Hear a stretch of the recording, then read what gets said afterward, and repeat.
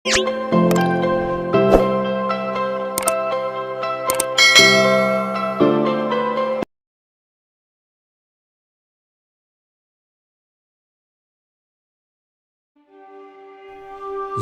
dahulu kala, di Pulau Jawa, terlihat sebuah peti emas yang dihanyutkan di Sungai Citanduy.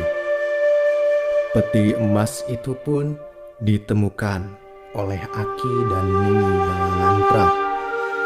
Dan mereka terkejut.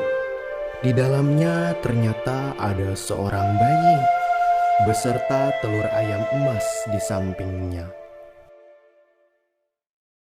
Ciung Wanara.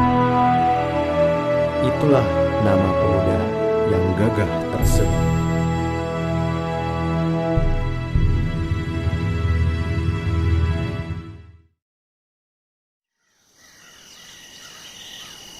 Suatu hari, Ciung Wanara terkejut. Tiba-tiba terlihat lelaki tua yang hampir diserang.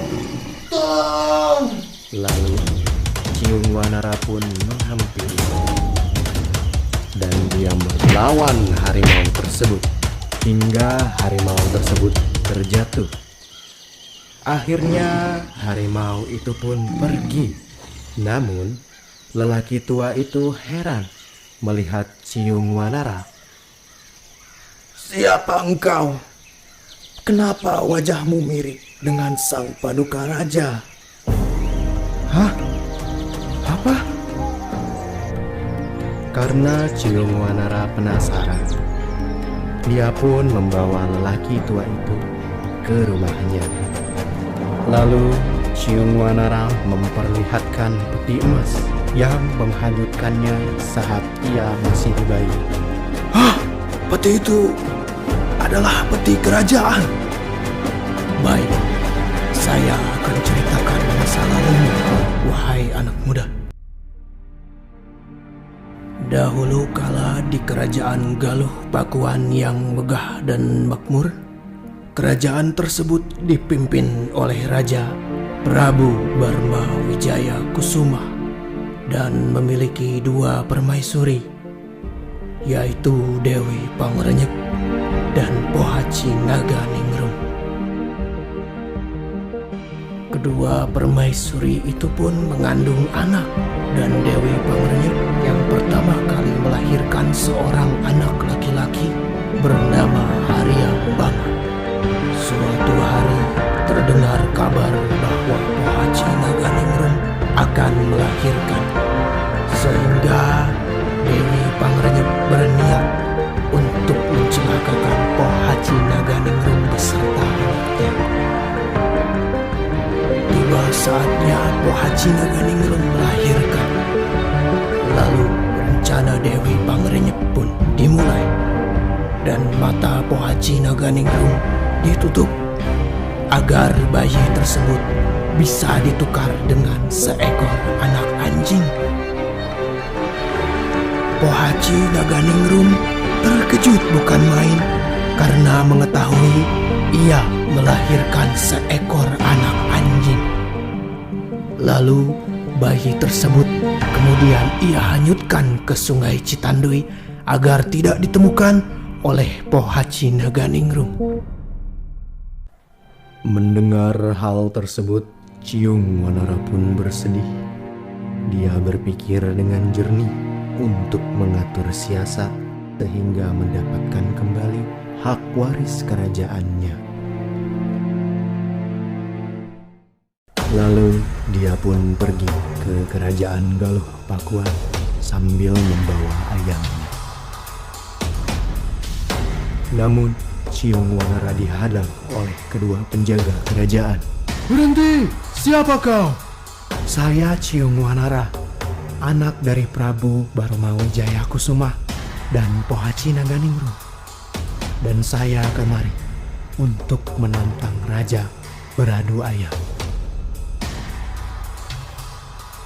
"Lapor Paduka Raja, di luar ada seorang pemuda mengaku anak dari Paduka Raja dan Pohaci Naganingrum. Ia menantang Paduka Raja untuk beradu ayam."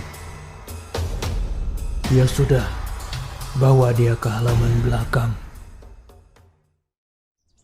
Wahai pemuda, apa tujuanmu datang ke sini? Hamba menginginkan sebagian kerajaan ini.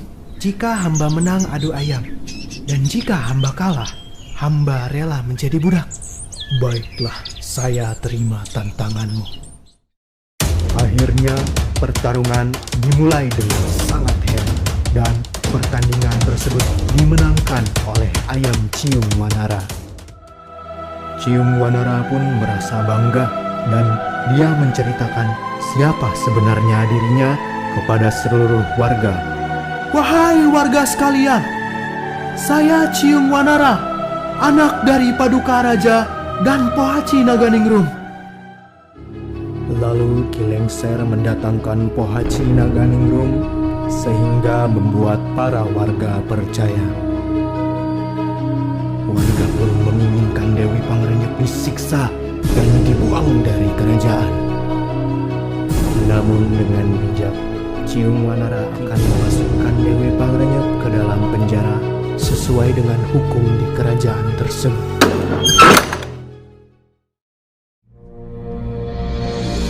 Kemudian ia memberitahu kalau dia sebenarnya adalah anaknya yang telah lama dibuang.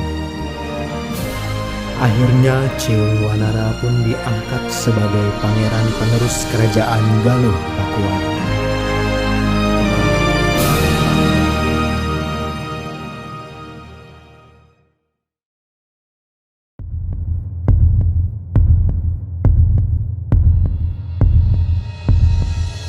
Berita mengenai penjaranya Dewi Pangrenyep membuat Haryang Banga marah. Lalu Haryang Banga pun mendatangi Ciung Wanara dengan penuh emosi.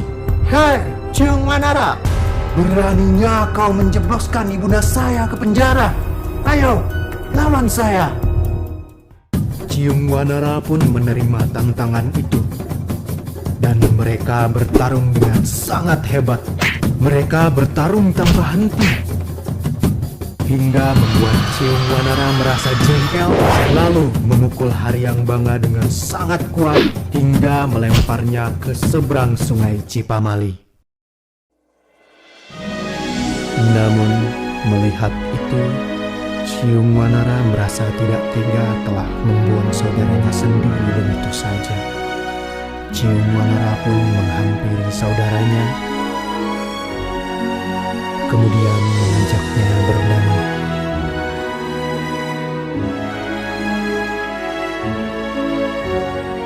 Melihat perlakuan tersebut, Haryang Banga merasa terharu.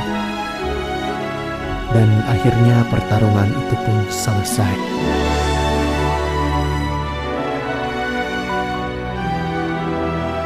Akhirnya Ciung Wanara pun membagi kerajaan Galuh Pakuan menjadi dua daerah kekuasaan yang dibatasi oleh sungai Cipamali agar tidak ada pertikaian antar saudara. Kerajaan bagian barat dengan orang-orangnya menyukai kecapi dan cerita pantun yang dikuasai oleh Ciung Wanara. Sedangkan kerajaan bagian timur yang orang-orangnya menyukai wayang kulit dan tembang dikuasai oleh Raden Haryang Banga.